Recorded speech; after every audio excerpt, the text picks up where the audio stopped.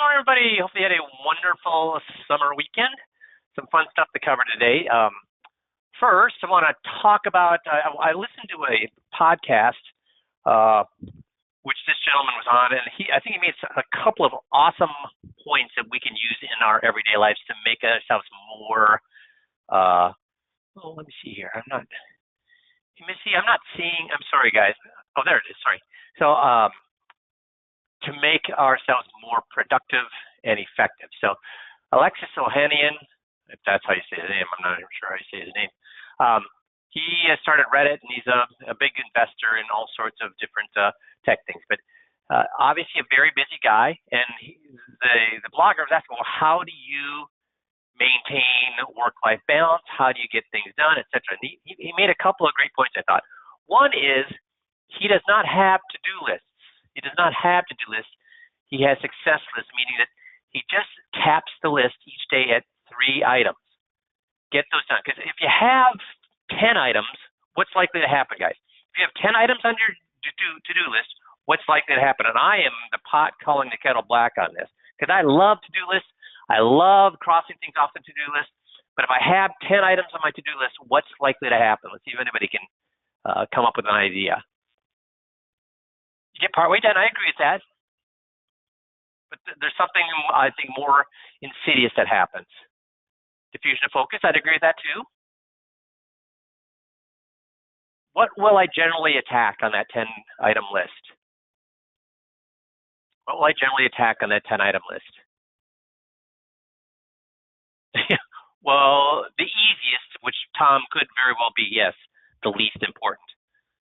So I should choose 3 things that will be the most, give me the biggest bang for the buck, the most effective thing to do to move myself, whatever I'm trying to do, whether it's in health, whether it's in familial relations, or whether it's in my business. Choose the 3 things that are going to give you the biggest bang for the buck, even if they're the hardest.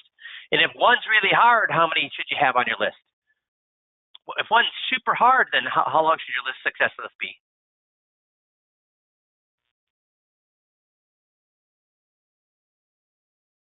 1, that's right. Then your success list should be 1. But this next tip I thought is probably one of the best pieces of advice I've heard in a decade, or since I can remember. And that is, you need to get rid of this phrase, I don't have time to work out. I don't have time to do the 15-minute drill. I don't have time to learn the scripts. I don't have time to write thank you notes to my clients, or 200 handwritten notes per month to my clients. I don't have time to eat a healthy lunch. What do you think he substitutes I don't have time to with? What do you think? And this is the best tip I can remember hearing. Oh, that's a possibility, Tom. Nick's got it, or close to it. Instead, you should say, it doesn't matter if I eat a healthy lunch. It doesn't matter if I work out today. It doesn't matter if I do the 15-minute drill. It doesn't matter if I don't learn the 21-point checklist scripts. It doesn't matter, it doesn't matter, it doesn't matter. When you say it doesn't matter if what you're essentially then, what does that help you do? It helps you formulate in your mind that, you know what, it does matter if I eat a healthy lunch. So I guess I better what? Take the time to eat a healthy lunch. It does matter if I learn the 15-minute drill. So I better take time to what? Do the 15-minute drill. It does matter if I learn the 21-point checklist scripts. Because if it does, then I should do it. It does matter that I stop on my way home to buy my wife flowers. I mean, it does matter if I remember my kids' birthdays. It does matter if I call my mother. See, if you say it doesn't matter, does that change? Give me yays or nays on this. If you go from first of all, how many people, give me yays or nays of this? How many of you have said to yourself, I don't have time to do something? Yays or nays, Ys or Ns? How many have you said, I don't have time to do something? Only 3 people. Come on, guys, everybody. Yes, so everybody's saying yes. Does it change the conversation when you say, I don't have time to, it doesn't matter if I work out. Doesn't matter if I eat right today. Doesn't matter if I get 8 hours of sleep. So see how that changes? Maybe it doesn't affect you guys. I got so excited when I saw this phrase because it helps. I think I'm a very disciplined person. I think I'm a very disciplined person, but we all like to take the easy way out. This really, I think, tip helps you focus on doing the right things in your life, whether it be, again, family, health, or business. Make sense? So today I want to talk about objections.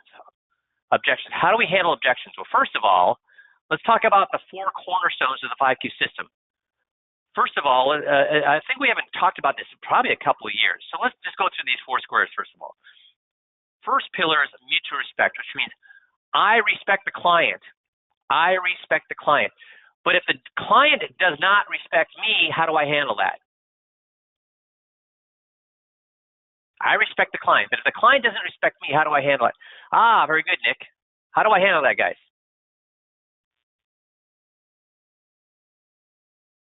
So everybody do this. Put your 2 pointer fingers together. Put your 2 pointer fingers together in front of you. And now press equally on them. Press equally so they don't move. Okay, now take your right and push. Take your right pointer and push the left one and see how it bends back, or the left and push the other way and bends back. I don't want that to happen. So if a client is aggressive with me, guess what I'm going to do? Get aggressive back. Now, if they're yelling, first of all, I hope we never get to a point where a client's yelling. But if they're being a dick, guess what I'm going to be? Back. I'm going to be a dick back. I'm going to do it using motivational interviewing. I'm going to be doing it using GOTS. But am I going to let somebody roll over me and disrespect me? Absolutely not. And here's what I've found. Occasionally when that would happen to me, and I would stand my ground, and if they're going to get, challenge me and I challenge them back, guess who became my most loyal clients? The ones that were really happy and joyous when they came in. They were the easiest, and boy, they were so happy to see me. I didn't like those people. I was suspicious of those people. Why was I suspicious of those people? The people came in and, hey, they're happy, and boy, they're so glad to see me, and boy, life is great. I was suspicious of those people. I learned, not at first I wasn't. For 8 years I wasn't. I was always happy when I had those meetings. But as I became very good and more successful in making $1 million a year, I became suspicious of those because I had been recording all my meetings. I'd been evaluating all my meetings. I've been tracking everything. And guess what I found out about really happy people from the get-go? People are super happy to see you from the get-go. Who else are they happy to see from the get-go? Everybody. So they are the most wishy-washy, let's get along with everybody people. So if they're wishy-washy, let's get along with everybody people, guess what the likelihood is you're going to close them? If you do close them, guess what the likelihood is they're going to stick with you? Are these sticky people that from the immediate get-go, they're so happy to be in the office with you? No. But when they're very suspicious, when they're very guarded, when they're very standoffish, I like those people because I knew that when I converted them, guess how loyal they would be? They became my most loyal clients. So mutual respect is the first cornerstone. Don't tell, sell, preach, or teach. Let them tell you. We've talked about that over and over. Get invited in. Do I ever sell anybody anything? Do I ever offer to do anything? Here's a good question.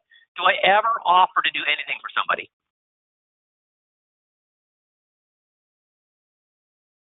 Do I ever offer to do anything for a prospect? Tom's got it right. Mark's got it right. Exactly, guys. I do not. I make them ask for help. I make them ask for help. I get invited in. Now, why do I do that? Why do I do that? Because if I just, and first of all, how do most advisors that are not 5Q trained do it? They're all about what? Hey, you want help with this? I can help you with this. I can help you with this. I can help you with this. You want help with this? Here, let me do this for you. Let me do this for you. You want this? See, when you do that, the story I use is this: is if I wake up because I hear a lawnmower in my front yard, and I look out and there's my neighbor mowing my lawn. I'm like, what the heck's going on here? So I go out and I say, hey, George, what do you do? Why are you mowing my lawn? He goes, oh, I had my lawnmower out. I saw yours needed mowing. I thought I'd take care of it for you. So I was like, okay, thanks. That's kind of weird, but I guess okay, thanks. And then 3 days later, he approaches me and says, hey, Mike, I know that that classic Corvette you have. My son loves that Corvette like you wouldn't believe, and prom's coming up. I was wondering, could you lend the Corvette? And I promise he'll treat it well. If there's any damage, I'll pay for it. But I was wondering, can he use that for prom? I'm like, well, no, I get it. No, I really appreciate that. You realizing that that's a very prized possession of mine, and I appreciate you asking. But that's just something that only I drive. I'm sorry, but only I drive. And then he says, well, what do you mean? I mowed the lawn for you 3 days ago. What am I going to do? Well, how will I deal with that? You SOB, you didn't mow my lawn to be helpful. You mowed my lawn. Why? You were trying to pull one over on me. You were trying to manipulate me. And will I be happy with that or not happy with that? See, did I ask for his help? No. So do I feel any obligation to help him if he tries to pull the, hey, I did this for you? No. It's like, I didn't ask you to do that, dude. I didn't ask you to mow my lawn. In fact, I was a little surprised that you did. And I don't even like the way you mowed it. Now, on the other hand, let's say I go to the neighbor and say, listen, I know this is a big ask, but I'm going to be out of town for 2 weeks. My wife's going to have her hands full. Could I ask, and right now no lawn mowing services are actually taking any new customers. Would you be willing to mow my lawn for the next couple of weeks? He says, oh, yeah, sure, no problem. So he mows my lawn for a couple of weeks. I come back, everything's done. And then he asks me, 3 or 4 days later after that, he says, hey, he asked the same ask to let his kid use my Corvette. Now, I still may say no, but do I feel mad at him for asking? Or do I feel even guilty for not letting him use the Corvette? Do I get mad or do I feel guilty? Give me an M for mad, or a G for guilty for saying no, you can't use. Yeah, I feel guilty. So do you see the difference between getting invited in? See, if you just push your way in here, this is when I was making $50 grand a year for 8 years in this business, I have pushed my way in. Let me do this for you. Let me do this. Let me show you how I can help you. Let me show you how I can, let me, here.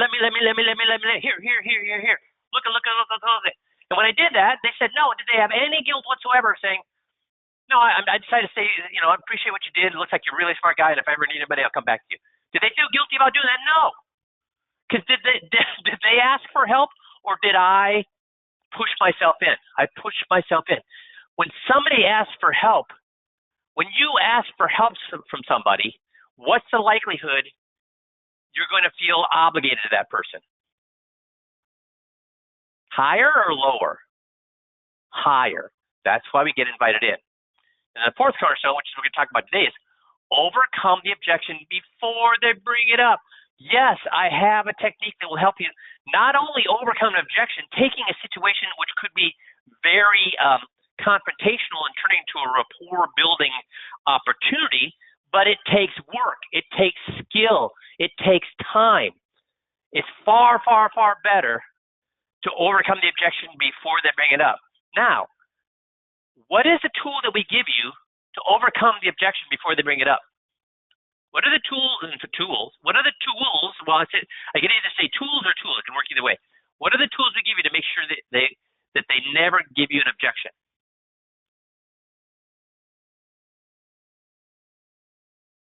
See, anybody's got their thinking cap on. 21. Nick's got it. Scripts.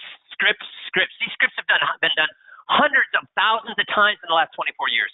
And as we went through the reviews of the 20-point checklist over the last couple of years twice, I always ask you at the end of the call, is Jeff just saying these things to be nice to me, or would any normal person answer the exact same way that Jeff answered? And you've all agreed that no, any normal person would answer the exact same way Jeff answered. And when they answer that way, 100 times, 200 times, 300 times in an hour and a half, do they give you an objection then? Or have they already sold them? So you didn't sell them. Have they already sold themselves on whatever you're trying to do? If it's 21-point checklist, they sold themselves on the fact that their advisor is screwing them. If it's the FIA presentation, they sold themselves on it's way better than money management. It's way better than a guaranteed investment. The Warren Buffett option is the best by far when it comes to liquidity, when it comes to return, when it comes to fees. There is no better thing than this. You don't tell them, they tell you. Then you don't get objections. Make sense? But do we all make mistakes? You know, the last year when I made a million as an advisor, I made mistakes. I lost clients. I had to use the objection. That's how I created the objection technique, because I had to learn to overcome them. Because you get lazy, you get overconfident, and you make mistakes. You have a bad day. So when that happens, I don't want to walk away from the whole deal. So how do I overcome the objection? Well, like we said, best way is overcome it before they bring it up. If they say it's true using the scripts, then it's true. What's the only way to overcome an objection, however? Can you prove to somebody that they're wrong? Can you prove to somebody that they're wrong? Because the only way around an objection is the client has to admit they're wrong. But how many people want to admit they're wrong? Nobody. So here's the funny thing about objections. The fact that we get stymied from an objection, the fact that we stumble when we get an objection is almost laughably crazy. Because how many times do you hear a new objection? How many times? In fact, I've only heard in 24 years, I've only heard really one new objection. I've only heard one new objection. That was from a guy in Texas, and his prospect said, "Shoot, what is it? What is it when fire and rain's going to rain down on the earth, and God's going to pull up everybody up to heaven? What do they call that again? What's that called? The rapture." So the client said, "Well, I really don't want to make any moves right now, and it doesn't matter because the rapture is coming." And here's the funny thing. He used the very techniques that I'm just going to show you here, and he overcame that objection, and they moved their money. But the funny thing is, that's really the only new objection I'd ever heard, because otherwise, do we hear the same things over and over and over? I heard annuities are bad. I don't think the market's going to move. I want to wait until after vacation. I mean, do we hear new objections, or are they all the same over and over? Over and over and over. They're the same over and over and over. Also, are they unexpected? Should I be crazy? Should I be unbelievably stymied when they give me an objection? No. The analogy I give is this: is that if I'm at the mall, and I'm shopping, and I'm walking down the hallways, and all of a sudden somebody runs up and tackles me, I'm going to get up and do what? If I'm just minding my own business, walking down the mall, shopping, and somebody runs and tackles me, I'm going to get up and do what? Be happy or fight? Be angry. Now, if I'm playing football and I'm running down the field with a football in my hand and somebody tackles me, what do? I get up and I do what? I go back to the huddle. So if I don't expect to be tackled, I get angry. If I expect to be tackled, that's just part of the game. Should we expect to get objections?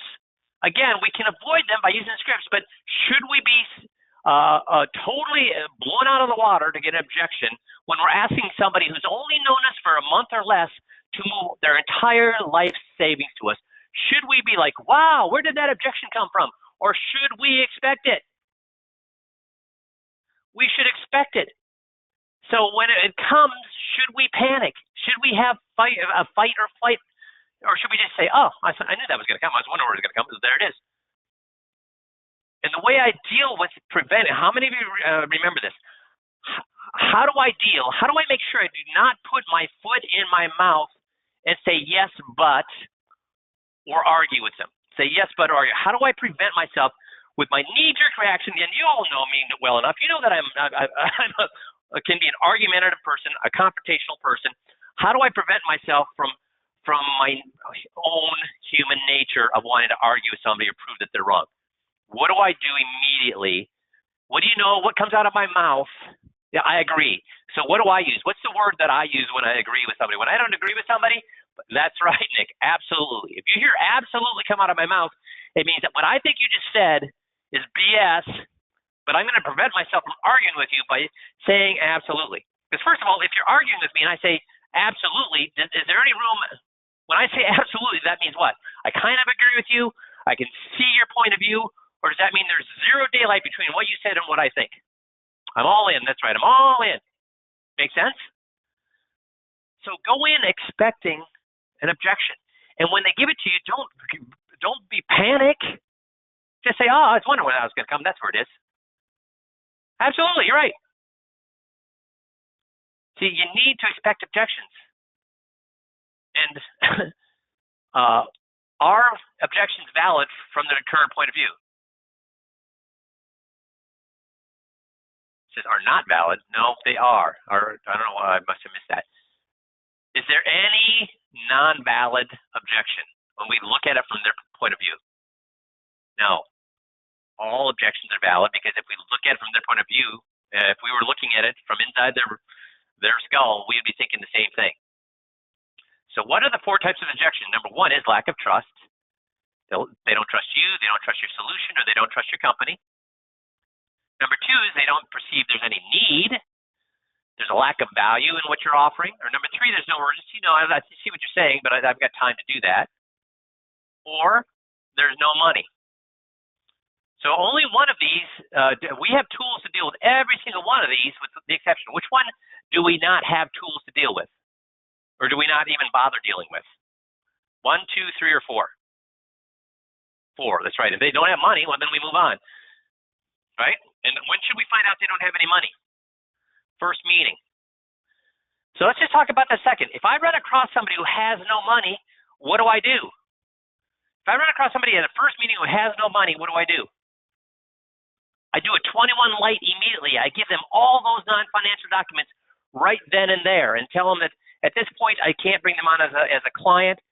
I always want to keep the line of communication open. If they ever want to have a question or whatever, please reach out to my office. But can I show you some things I think you can do to better your situation right now? And I give them the POA, Social Security POA. I give them the Quality of Life Directive. I give them the Survivor's Guide. I give them all those things and tell them why it's important. And again, tell them that they can't become an official client, but the door's always open. Why am I doing that?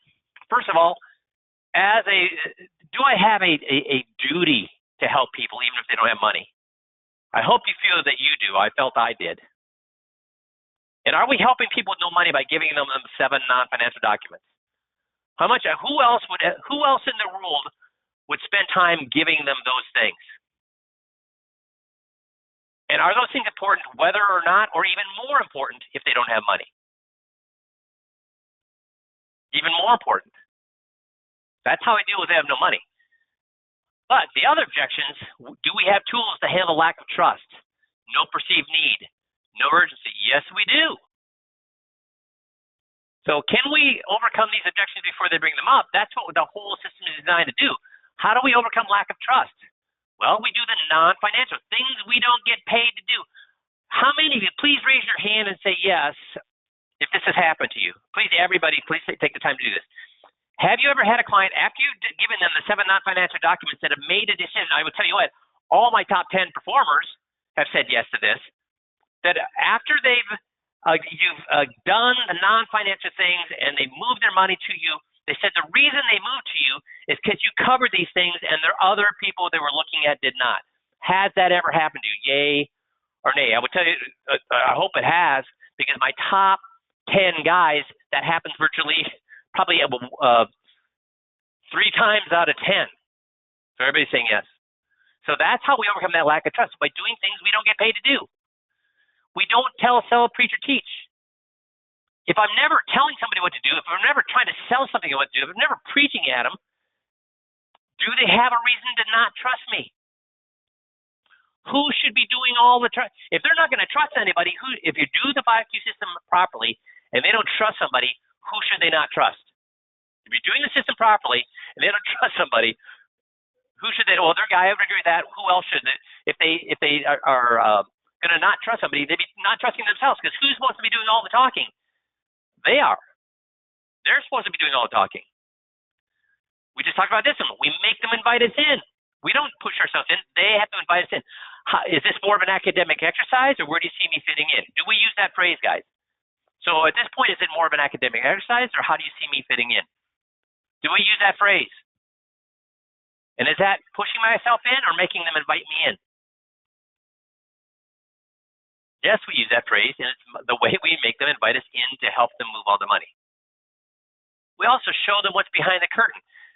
Do I just make promises about things I can do for them, or do I actually show them point by point by point the problems that they have currently? Were they even aware of manager tenure before they sat down with me? Were they aware of how many fees they're paying before they sat down with me? Were they aware that they could avoid probate without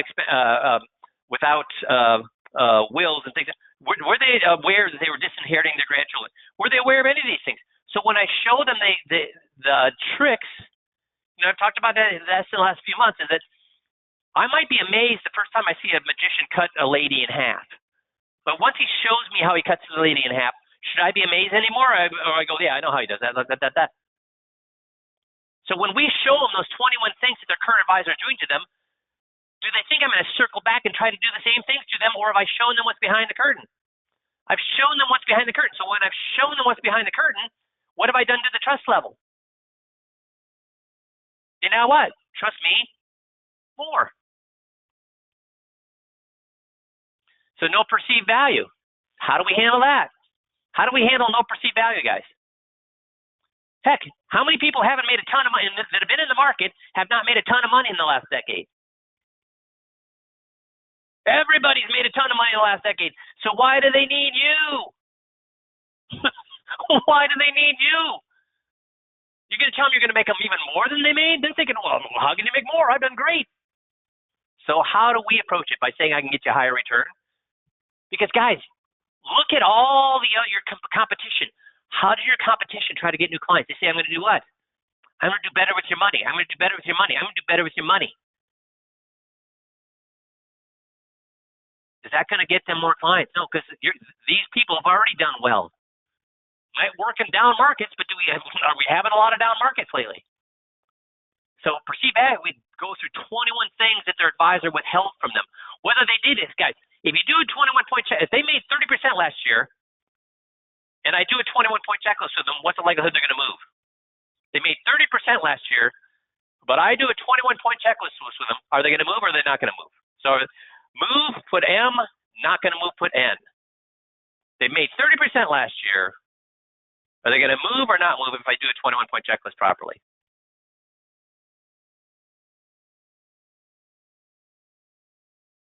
So I got one wrong answer, and everybody else is saying yes, they're going to move, which is the correct answer. Why do they move? If somebody's screwing me, do I care whether they made 30% last year or not? Really? Oh, he's screwing me. There's 21 different ways he's screwing me, but, at least I made 30% last year. No, I'm going to what? I am going to move. They don't want to leave their advisor. Well, we take care of that with a 20-point checklist. We go from don't want to leave to they need to leave. I don't care if I made 30%. I need to get the hell away from this guy who's been screwing me and laughing behind my back the whole time. How about no urgency? Do we cover that? How do we overcome that? I've got tape after tape after tape of 25 years of people on vacation moving their money. Have you, before you came on 5Q, have you ever been able, or ever heard of any other advisor able to get people that are so motivated to move their money, they'll actually do the paperwork on vacation? and deal with the hotel fax machine back, or doing it through the what do you call that? The type of software where you can validate signatures and those types of things. And that's at a hotel. That's a hassle. That's a hassle. That's a hassle. It's a hassle. So why do they want to move even when they're on vacation? Because it's a worm in their head. My guys, how much are they going to enjoy their vacation when they know their guys been taking advantage of them, put them in a worse position, and then so put themselves, the advisor, in a better position by screwing them? How many of them will just say, well, I'll do that when I get back from vacation? No, they want what? I want to move now. In fact, when I at the end, I say, let's do this at the end of the disclosure meeting, when I say, so have you seen some things that you didn't know before? Yes. And do you see some changes that need to be made? Or do you want to keep going as things are now? No, I want to make changes. And where do you see me fitting into this? Or is this more of an exercise? No, I want you to help me. Can you help me move all these? Well, sure. Well, let's do this. Let's do this. Here's my hard close, guys. Here's my hard close. So let's do this. We've covered a lot of things today. I'm sure you're going to come up with some good questions. So let's do this. Let's set an appointment for a week out. We'll give time for the dust to settle. Give time for you to come back with some good questions. We'll address those questions, and then we'll just move forward at your pace. Guess what the number one thing people would say when I did that? So I say, let's do this. Let's set an appointment for a week out. Give time for the dust to settle. That'll give you time to come up with some good questions. We'll just keep addressing them, and then we'll just move forward at your pace. What was the number one thing people said when I did that close at the end of the? Yes. Why a week? Why a week? Why a week? Why can't we do it sooner? Oh, well, I had a slot available a week from now. I always leave the slots open a week from now. Would you want me to see if I could get it in earlier if I can? Well, yeah. And then I say, hey, Missy, could you see Mr. and Mrs. Smith have said they want to come in earlier the next week. Do we have any slots available? Who's chasing who at that point, guys? Who's chasing who at that point? So they're urgent. They want to move now. They don't want to leave their advisor. They need to leave their advisor. They need to do it now. How about no money? Well, again, we just walked through how to do that, right? Help the best you can, and they'll give you a great testimonial. And I've had people that I did that for get me in to speak to their churches. I've had them refer their sisters. I mean, they're already in your office. It takes so little time to do a 21 light with them, and you get so much. Besides being the right thing to do, you will get paid back in great plenty by doing that. So, agreement, disagreement. What should you do if someone is giving you objections at the agreement meeting, though? First time they give me an objection at the first meeting, I'm going to disagree. Because am I trying to sell anything at the first meeting? No. So the first time they give me an objection, I'm just going to kind of ignore it. The second time, then I have to determine, are they reasonable? If they are, I need to get them out. If they're not reasonable, I need to get them out fast. If they are reasonable, I need to check yourself before you wreck yourself. What I mean by that is, remember we talked about earlier, mutual trust or mutual respect? If they're disagreeing and I'm not even making any points, what I'm going to do is I'm going to basically stop the meeting and say, so the second time I stop the meeting, and I'll say, I'm sorry, Joe and Mary. Whatever I've done to offend you, whatever I've done to make you angry at me, whatever I've done, I apologize. I'm here to help. I'm here to answer your questions. So whatever I've done to make you upset, because it seems like every time when they say, well, what do you mean upset about it? Well, when I say blue, you say, no, it's yellow. When I say it's up, you say, no, it's sideways. I guess anything I say, you seem to be disagreeing with. So whatever I've done to upset you, I am sorry. And then I shut the heck up. And there's an old saying in sales, which is what? He who speaks first, what? First of all, if I stop the meeting, loses. That's right, loses. He speaks first. Am I being a jerk? If they're being a jerk to me, and I stop the meeting and I call them out for being a jerk. Was I mean there? Was I yelling at them there? No, but they were applying pressure to me. Am I applying pressure back by stopping the meeting and apologizing for them being dicks? Am I applying pressure back to them by doing that? Heck yes, I am. But am I doing it politely and gently? Can they get even madder at me when I do that? Because did my voice get louder or quieter? Did it get faster or slower? Guys, anytime you're in an argument, who looks like the idiot? The person talking loudly and fast or the person talking quietly and slow? Who looks like the idiot? The person talking loudly and fast. The person I don't care what's actually being said. Everybody's going to make their decision about who's losing their cool and who's not. So that's how I'm going to deal with it at the first meeting. Because is there any reason for anybody to be giving me objections at the first meeting? Oh, all you financial advisors, all you're out for is money. Oh, you know what? You guys think there's so much more information out there than you guys. You guys think you have a lock and all the information out there. I get lots. I subscribe to lots of things. When they start doing that, what am I going to do? Argue with them? No, I'm just going to stop. First time I ignore it. Second time I'm going to stop the meeting and say, I apologize. And here's the funny thing: when you apologize, am I apologizing for something that I did wrong, there, guys? Am I apologizing for something I did wrong? Apologizing is one of the biggest tools we have, and this is one of the ways we use it. No, I have nothing to apologize for. They're the ones being a dick, not me.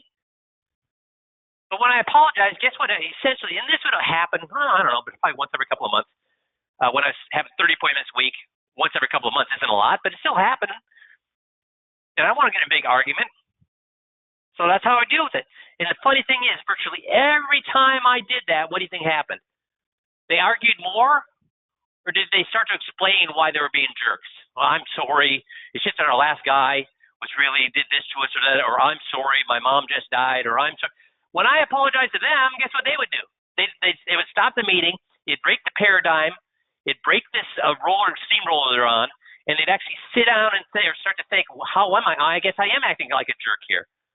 And then they would explain to me while they're being a jerk, and then I'd be calm. Say, okay, sorry, no, I get that. I get that. I mean, well, based on what you're saying there, then should we continue this meeting, or should we terminate the meeting, reschedule it, not see each other again? What would you like to do? And again, I make them invite themselves in, right? Do you see how that works? So if all else fails, though, we do have an objection formula. This is more like at a disclosure meeting or at a FIA meeting. Acknowledge the objection, parrot it back in the form of a question, get on their side, determine the bottom line, tell a story, reverse tell the same story, and do outs and ins. This is a high-level skill. High-level skill. I would refer, before you start, I could spend 3 coaching calls teaching you how to do this. Fun thing is you can get 80% of this value by just doing these 3 things. Acknowledge, parrot it back in the form of a question. So what do I mean by that? Well, if they say, well, annuities suck. If I said, you're exactly right. Annuities do suck, don't they? What's going to happen to their head when they say that? When I say that to them, annuities suck, and I say, you're right. Annuities suck, don't they? I've gone from an argument to what?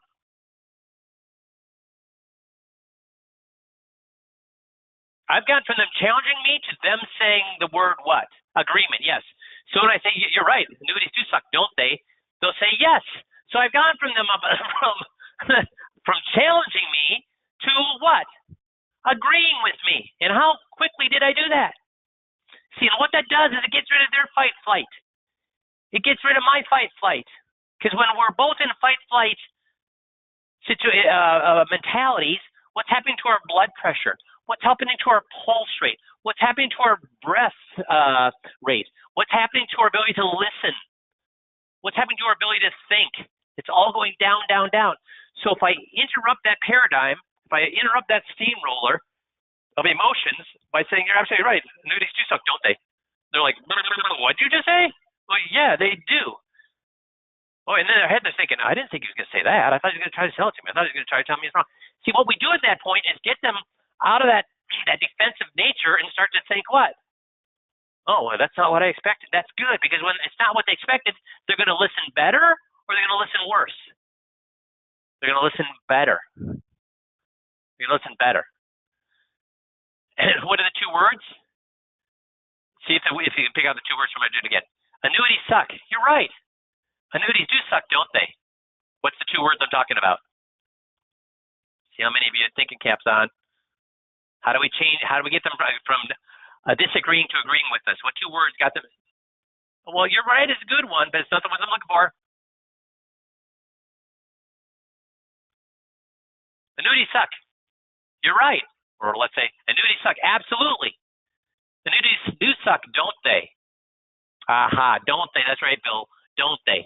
Because that gets them to go from being arguing with me to agreeing with me. Didn't it? Wouldn't it? Shouldn't it? Don't they? Anything that gets them to say yes with me. And then I do what? I get on the client side. I got them. I start to explain to them why they are right until I've beat the horse dead. And then I beat it some more. So how long do I want to explain to them why annuities suck? If that's the objection they gave, I say, absolutely, annuities suck, don't they? And then how long am I going to explain to them why annuities suck? Now, why would I want to, annuities do suck, don't they? I mean, why do I want to put that money into a vehicle where you can't pull that money out when you need it? I mean, I'll give you an example. One time I hadn't touched money for 7 years. I hadn't touched money for this chunk of money for 7 years. And after 7 years not touching it, getting less than the return I could get, I thought, why am I doing this? I haven't touched it in 7 years. I might as well just put it into something. I'm going to get a higher return. So I went ahead and did that, but I'd locked it up for 2 years. And lo and behold, didn't need the money for 7 years. Did not need the money for 7 years.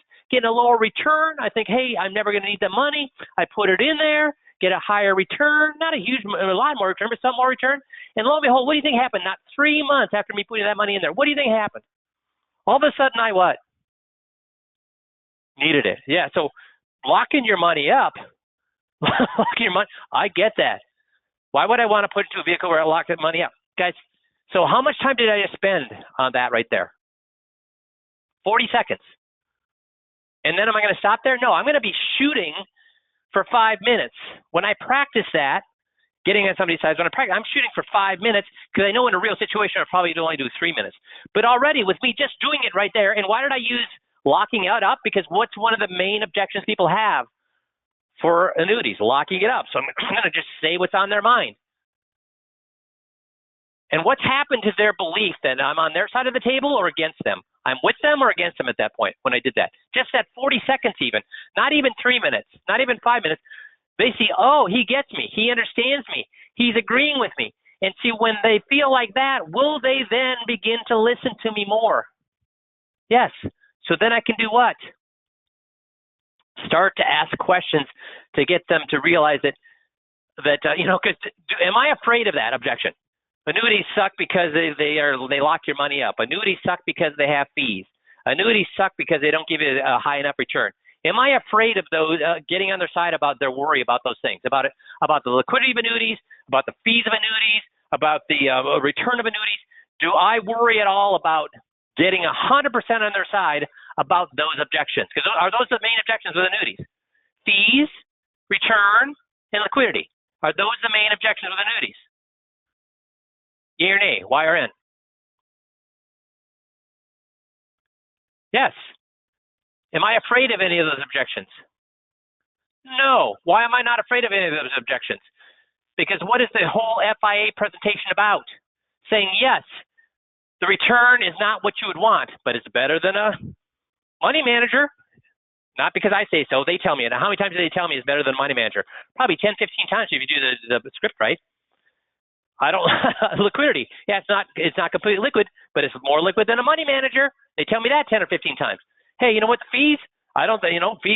Fees suck. I'd like to get something for free, but when it comes to fees, they're better than a money manager. They tell me that each of those things 10, 15 times. Am I afraid of agreeing with the fact that if we're going to move money, we better be sure how it fits on the scale when it comes to fees, liquidity, and return. No, I'm saying, yeah, let's talk about those things because those things do suck. That's not a perfect investment. Does not have fees. Does not have liquidity problems. Does not have return problems. A perfect investment would be perfect on all those things. Now, perfect it doesn't exist.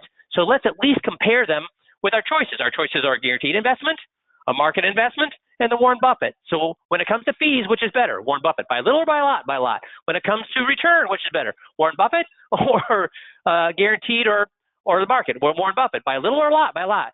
When it comes to liquidity, which is better? Money manager, guaranteed, or Warren Buffett? Warren Buffett, by a little or a lot? By a lot.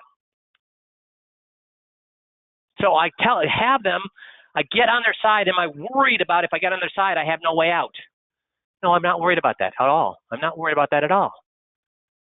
And you say, but Mike, how do I convert them after I get on their side telling them they're right? If it's an objection, which means I don't agree with them, but I've just spent 3 to 5 minutes agreeing with them, how do I then get them to listen to me to turn them around into what actually is true? Well, we actually have a cheat sheet for you. If the objection is, I've heard that, I've read an article that annuities are bad. My accountant said that annuities are bad, blah, blah, blah. The bottom line is those authorities are right. I don't like things and don't like things that are high fees, unfavorable taxation. But my bottom line is what? FIAs don't have those things. I'm not going to tell them right up front, but that's the bottom line. The bottom line is what I want after I've got them, after I spent 3 to 5 minutes telling them they are absolutely not 50% right. Not I can understand why you might feel that way. The feel found. No feel found. Instead, it's like you are absolutely not 100% right, but 150% right. After I've done that, I need to know where am I going to go after that? Well, where I want to go after that is what? FIs don't have those problems, and we have lots of stories to deal with that. If somebody says the mechanic is bad, you want to do what? Make sure the mechanic what? If you need your car fixed, you still need your car fixed. You're just going to be a little bit more what? Careful. So with an annuity, yeah, annuities are not the best thing in the world. So if they're not the best thing in the world, then at least you better be what? It still doesn't mean that you shouldn't do it. You just have to be more careful. You have to understand more how it works. Just like with a mechanic. You have to ask more questions, be sure how they're going to do the work, etc. Another person, friend, or relative said annuities are bad. Well, just because someone you love cares about you doesn't mean that they have good advice for you. In fact, it's worse because what? If I make a recommendation to you and it's wrong, is that going to screw up your Thanksgiving and your Christmas? Again, I'm not going to do you understand these bottom lines are not what you say at the beginning. It's what you say after what? When do you do these bottom lines? When do you convert to the bottom lines? After what? After 3 to 5 minutes of what?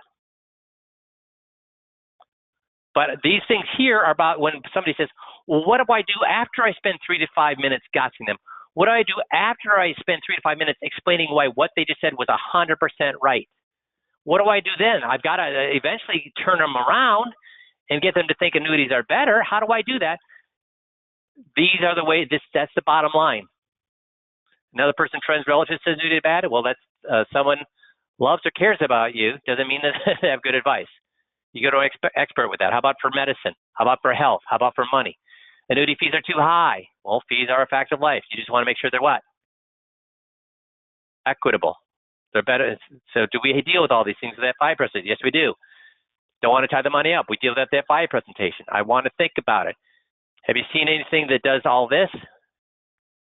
Do you have anywhere else to go that you could do that? Don't want to miss out on the market going up. Well, do we have a crystal ball? So again, 3 to 5 minutes getting outside, then I'm going to convert to having them admit that we don't know what's going to happen. So we have to be prepared for what? The good, only the bad, or we have to be prepared for the good and the bad. Do we know when something's going to happen? How much money would I have if I knew what was going to happen? Well, if that's the case, how much money would your advisor have if he knew what was going to happen? If that's the case, how much money would you have if you knew when to get? So we don't know. Can we all agree that what? We don't know what's going to happen, so we better do what? Be prepared for what? Both. What if something happens to you? Mike, you're a one-man shop. What if something happens to you? Well, don't don't make your decision based on me. Make your decisions based on your money, and make your decisions on based that if I was run over by a bus, your situation would still be perfectly good for not just for a month or a year, but for years. Let's make sure this thing operates on autopilot regardless, because if something is good when the market goes up, if something is good when the market goes down, that means what? We have to worry immediately if something happens to me? No. I want to shop around.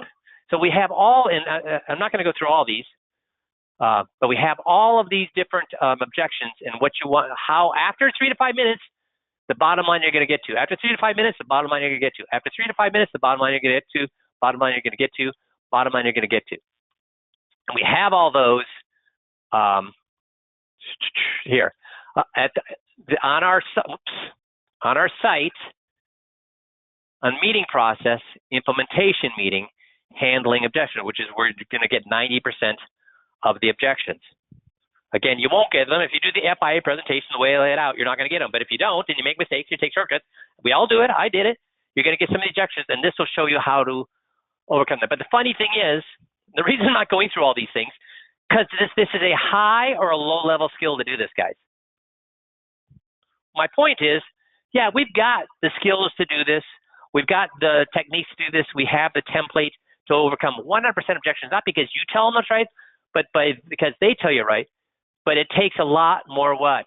Do you think it takes more work to become an expert at all of these things, even if the shortcut way, all of these things, or take the shortcut, all these things, and then being able to have all these things at your fingertips to do this? I mean, we have it, but do you think it's easier to do that? Do you think it takes more time to do that? Do you think it takes more skill to do that? Or do you think it takes more time just to learn the 21-point checklist scripts and the FIA scripts? Where are you going to get the bigger bang for the buck? Learning how to overcome objections, or making sure you never get objections by learning the scripts? You need to be on your tiptoes and on your best. Once you've memorized the scripts, guys, do I have to memorize the script? When's the last time I had to worry about memorizing a 21-point checklist or an FIA script? First of all, do you think I could do it better than anybody on the call today? Sure, I could. Why? Why? Because I learned it how many years ago? Decades ago. And if I ever had to learn again, but I tell you what, if you gave me an objection now, I would have to be on my tippy toes, getting on your side. Sure, I could do it, but I'm going to have to use a lot more brain power to do these things, to do these things, to do these things. I'm going to have to be using a lot more brain power, a lot more chance of mistakes, a lot more give and take, a lot more 2 steps forward, 1 step back than if I just learned the scripts, because the scripts are easy. Once you learn them, guess what? You learned them. You get, heck, I'm not proud of this fact. I am not proud of this fact, but I will tell you that when I was in the Navy, stupid in the Navy, my buddies and I would get completely obliterated drunk, and then we would practice walking a line and doing our alphabet backwards. So we got to the point that we could be 7 sheets to the wind, walk a line, and do our alphabet backwards. Why? And I know it's stupid. I would never do it again. I would kill my kids if they ever did anything like that. But we did that. Why? So when it comes to, oops, let me get back here. So when it comes to the scripts, guess what? If you know the scripts backwards and forwards, so you could be 7 sheets to the wind and still do them, do you have to be on your tippy toes to overcome objections? No, because the scripts make sure the objections never come up. Make sense? Awesome. So have I made my case for, you've got now a month and a half left before we hit the next busy season, the fall season. For spending that month and a half learning the scripts, please. Awesome. Make sense? Awesome, awesome. You guys have a terrific rest of the day, a great weekend. We will talk to you all next Monday. Thanks, everybody. Bye-bye.